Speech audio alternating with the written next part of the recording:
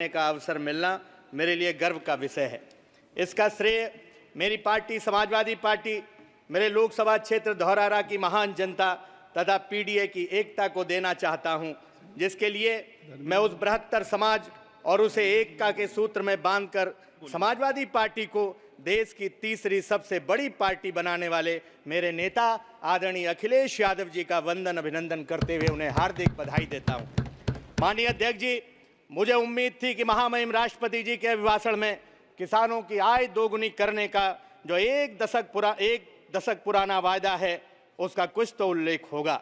याद रखना, बिना किसानों के समृद्धि के अमृतकाल और विकसित भारत जैसे शब्द बेईमानी है। मुझे अदम गोंडवी साहब की 4 पंक्तियां याद आ रही हैं। तुम्हारी फाइलों में गांव का मौसम गुलाबी है, मगर ये आंकड़े झूठे हैं, ये दावा किताबी है। लगी है होड़ सी देखो अमीरी और गरीबी में, यहाँ जुम्मन के घर में आज भी फूटी रकाबी है। क्या हालत है आज किसानों की। किसान कर्जा तले दबा हुआ है। आवारा पशुओं और सांडों ने खेत में तबाही मचा रखी है। सड़क पर किसान और आम आदमियों की सांड जान ले रहे हैं। तेंदुओं ने पूरे हमारे लोकसभा क्षेत्र में आतंक मचा रखा है। 2022 के विधानसभा के चुनाव में स्वयं माननीय प्रधानमंत्री जी ने बहराइच की जनसभा में कहा था कि 10 मार्च के बाद आवारा पशुओं की जिम्मेदारी मेरी होगी। मैं माननीय प्रधानमंत्री जी को उनका वादा याद दिलाना चाहता हूं। नवगठित 18वीं लोकसभा की पहली बैठक ऐसे कालखंड में हो रही है जब भारत की तरुणाई अपनी जायज मांगों को लेकर सड़कों पर उतरी हुई है। अति महत्वपूर्ण भर्ती परीक्षाओं का प्रश्न पत्र लीक होने जैसी परंपरा भारतीय जनता पार्टी की सरकार के कार्यकाल में पड़ी है। देश भर के कर्मचारी पुरानी पेंशन की जायज मांग कर रहे हैं। यूपी के शिक्षा मित्र सैकड़ों की संख्या में आत्महत्या कर रहे हैं। महंगाई बेरोजगारी ने आम आदमी का जीना दुश्वार कर रखा है। मैं देश के इन युवाओं को, इन सभी कमेरा वर्ग के लोगों को पूरी जिम्मेवारी के साथ कहना चाहता हूं, ये विश्वास दिलाता हूं कि समाजवादी पार्टी आपकी आवाज बुलंद करती रहेगी। हमने ये सोचकर तलवार उठा ली, बढ़कर जुल्म सहना भी तो जालिम की तरफदारी है। सभापति जी, यहां आने से पहले नई संसद के बारे में काफी कुछ सुना था, लेकिन अंदर घुसते ही कदम ठिठक गए जब फर्श पर हमने मोर पंख की प्रतिकृति देखी। हमारे हिंदू धर्म में यह पवित्र मोर पंख माना गया है जो ऊर्जा देता है।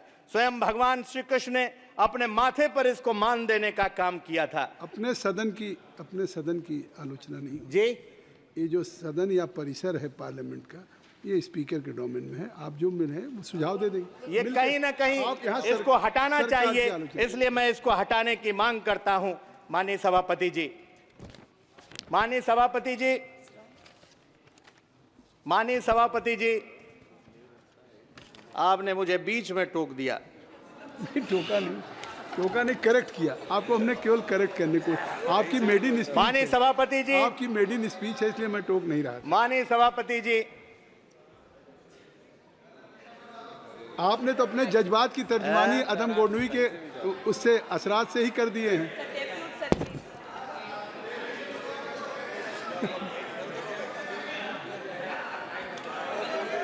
नहीं, माननीय सभापति जी, अब आपने, चूंकि मैं सरकार पर ज्यादा हमलावर था इसलिए शायद आप मुझे टोक रहे थे, लेकिन मैं इतना कहना चाहता हूं, सत्ता पक्ष भले ही महामहिम राष्ट्रपति जी के अभिभाषण के मार्फत ये दावा करे कि उसकी बहुमत की सरकार बनी है, लेकिन देश हकीकत जानता है कैसे ये बैसाखियों पर टिकी हुई सरकार है। यहाँ दुष्यंत कुमार जी की 4 पंक्तियां मुझे बरबस याद आ रही हैं। तुम्हारे पांव के नीचे कोई जमीन नहीं, कमाल यह है कि फिर भी तुम्हें यकीन नहीं।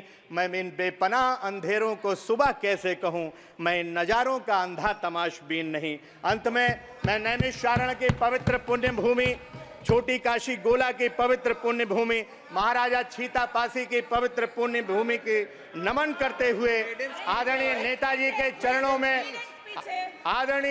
के चरणों में नमन करते हुए अपनी बात को समाप्त करता हूं।